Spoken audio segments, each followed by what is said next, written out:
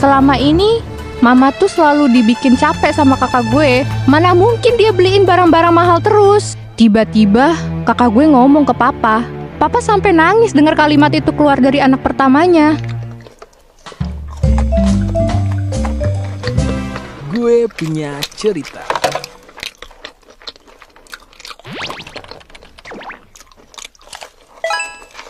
Peringatan, animasi ini dibuat dengan tujuan sharing pengalaman pribadi sang pengirim cerita. Dimohon untuk menghargai cerita tanpa menyudutkan beberapa pihak. Selamat menonton. Pernah nggak sih lo ngerasa rumah sendiri tuh kayak neraka kecil? Kayak lo masuk rumah, tapi malah pengen keluar lagi.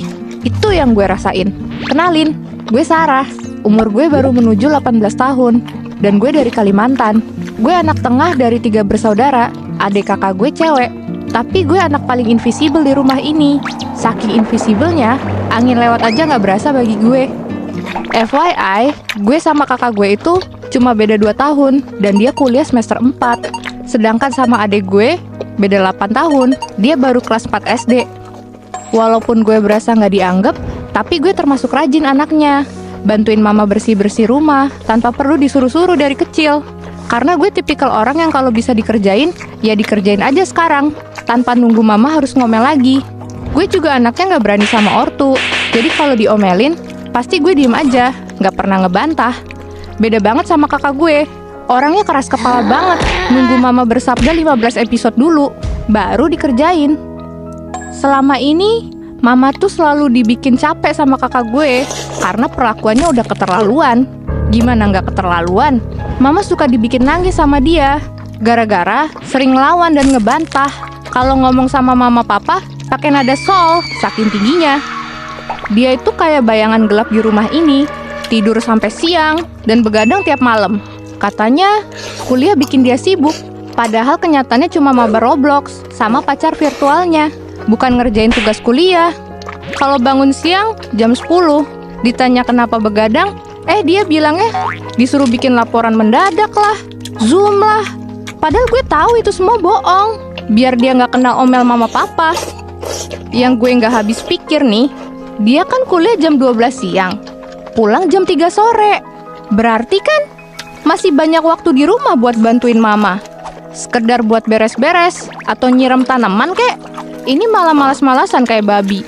Masa kalah sama babi ngepet ya? Hehe. Kasian mama, energinya terkuras dan sedih ngadepin perilaku kakak kayak gitu. Sedangkan gue masih SMA, gue ke sekolah jam 6, nyampe rumah jam 5 sore. Ya mau gak mau gue inisiatif beberes.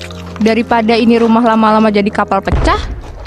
Heran, masa hal sesimpel itu aja susah banget buat dilakuin sih?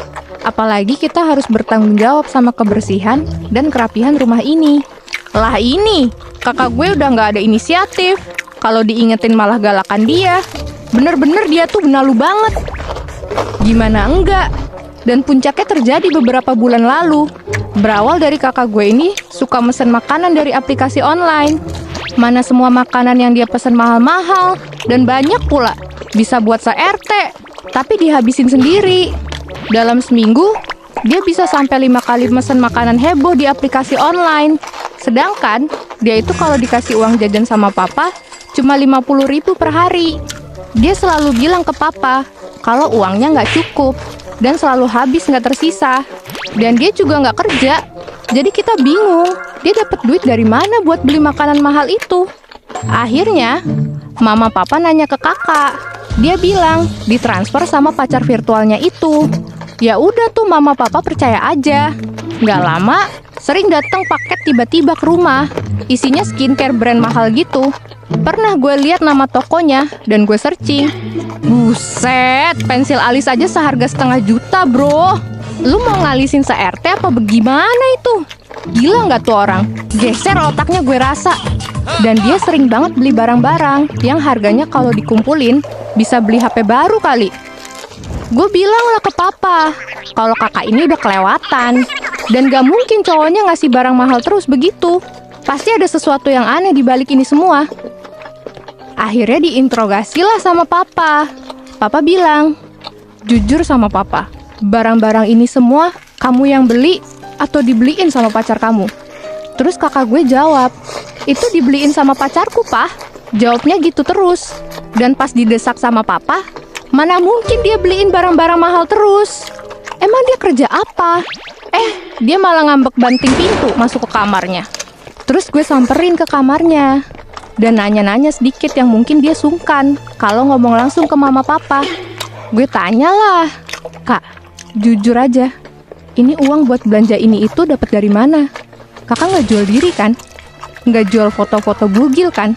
Gue diusir dari kamarnya. Ya emang sih, pertanyaan gue rada gila. Ya siapa tahu aja dia ngelakuin segala hal ini biar dapetin barang yang dia mau. Sampai 3 bulan berlalu, di ruang tamu, pas kita lagi ngumpul chill Netflixan, tiba-tiba kakak gue ngomong ke papa kalau punya tagihan pay letter hampir 4 juta rupiah. 4 juta, men! Dan dia bilang, udah lebih dari jatuh tempo. Kalau nanti malam belum dibayar tagihannya, si penagih bakalan ke rumah. Papa cuma bengong. Gelas yang dipegangnya jatuh ke lantai. Semua shock banget. Kerjaan papa cuma seorang wira swasta. Buka usaha di depan rumah. Pendapatan seminggu gak nyampe 5 juta. Papa sampai nangis dengar kalimat itu keluar dari anak pertamanya. Papa marah besar dan bilang, berapa kali papa bilang, kalau belum ada penghasilan jangan gaya hidup yang tinggi. Kamu pikir hutang itu gak bakal ditagih apa? Wah, baru kali ini gue lihat papa meledak-ledak. Akhirnya, papa sadap HP kakak dan ketahuan semuanya. Usut punya usut, dari pay letter yang berjuta-juta itu, isinya ya yang dia beli. Kayak makanan mahal, barang high-end, skincare premium, make up seharga HP baru, top up game sampai 1 juta. Hari itu, rumah panas kayak mau meledak. Kok dia bisa setega itu sama keluarganya sendiri? Padahal keluarga yang selama ini mau nerima dia di segala keadaan, sikap, dan sifat buruknya. Malah dikecewain terus-terusan. Ortu gue selalu dikecewain. Dia juga gak pernah memperlakukan adik-adiknya sebagaimana perilaku seorang kakak. Kalau gue emosi karena dia nih, gue lebih memilih mendem daripada ribut dan bikin ortu kepikiran. Pokoknya gue selalu ngalah buat dia.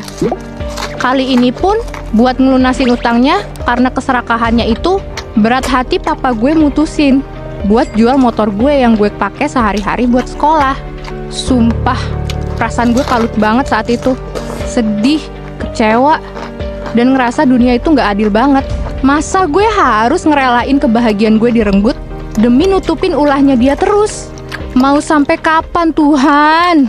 Gue cuma bisa nangis di kamar, nangisin sifat dia yang ngerugin semua orang di rumah ini. Gue anak kedua yang harusnya dirangkul, malah gue yang jauh lebih dewasa. Setelah kejadian itu, papa mama kecewa banget sama kakak gue. Tapi namanya juga anak, apalagi anak pertama. Mama papa lagi-lagi cuma bisa memaafkan perlakuan dia dan ngasih nasihat ke dia buat gak ngulang kesalahan yang sama. Semoga dengan kejadian itu dia bisa jerak, dan nasihat mama papa yang dikasih ke dia sambil nangis-nangis waktu itu bisa masuk ke kepala dia. Gak cuma lewat angin lalu aja. Dia juga janji mau berubah jadi lebih baik dan putusin pacar virtualnya itu. Karena menurut ortu gue, cowoknya itulah pengaruh kenapa dia bisa begitu. Sekarang alhamdulillah utangnya udah lunas. Dan setelah beberapa minggu kejadian itu, papa dapat rezeki dari kerjaannya dan langsung ambil unit Scoopy baru buat gue. Yeay! Tapi ada hal yang bikin gue sedih. Janji tinggal janji. Perlakuan kakak gue sampai sekarang belum berubah total. Masih suka bangun siang dan ngasarin gue lewat verbal kalau dikasih tahu. Semoga dia dapat hidayah deh. Karena dia udah nggak bisa diharapkan jadi kebanggaan keluarga lagi. Dan gue lah yang jadi penerus tanggung jawab sebagai kakak. Semoga gue kuat ya guys ya. Tapi dari semua luka ini, gue belajar buat nggak nyimpen dendam terlalu lama. Kadang, orang yang paling nyakitin kita juga orang yang paling butuh pertolongan. Dan yang paling penting, gue belajar buat sayang sama diri sendiri. Karena kalau gue terus ngalah tanpa batas, gue bakal hancur. Sekarang, gue masih di rumah yang sama. Masih ketemu kakak gue tiap hari. Masih bantuin mama beberes. Masih berusaha sabar. Dan berusaha jadi kebanggaan mama papa. Ada satu hal yang beda. Gue nggak lagi ngerasa sendirian. gue mulai belajar maafin, mulai ngehargain diri gue sendiri, karena ternyata rumah yang paling penting itu bukan bangunan tempat lu tinggal, tapi dari diri lu sendiri. Pesan gue buat yang nonton, jangan pernah biarin orang lain ngerampas ketenangan lu, bahkan keluarga lu sendiri. Belajar pasang batasan, belajar ngomong, dan belajar sabar. Dan juga jangan ngebebani keluarga lu dengan berlebihan, 'cause karma will turn on you. Sampai di sini akhir cerita gue. Sampai jumpa di video GPC selanjutnya ya. Bye!